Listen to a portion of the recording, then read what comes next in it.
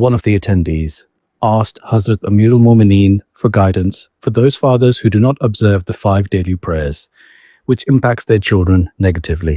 اس بارے میں کئی دفعہ میں کئی تقریروں میں لجنہ میں اور جماعت کی مردوں میں کہہ چکا ہوں کہ مرد اپنا نمونہ دکھائیں، صرف عورتوں پہ نہ رہیں، لیکن عورتیں ان کو بتائیں کہ بچوں کو کہ تم نے ہمیں اللہ کی بات ماننی ہے، اللہ تعالیٰ کا یہ حکم ہے، اس لیے ہمیں نماز پڑھنی چاہیے، اور باپ کو کہیں کہ تم کیوں غلط نمونہ پیش کر رہے ہو اپنا بچوں کے سامنے.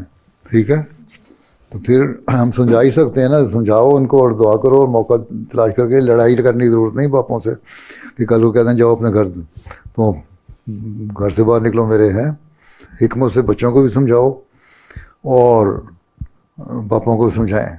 حضرت مسیح علیہ السلام نے لکھا ہے کہ جس دین میں عبادت نہیں وہ دین ہی نہیں. اس لیے یہ باتیں بچوں کو بھی پڑھائیں، بڑوں کو بھی پڑھائیں. اللہ کا حق ادا کرنا ضروری ہے.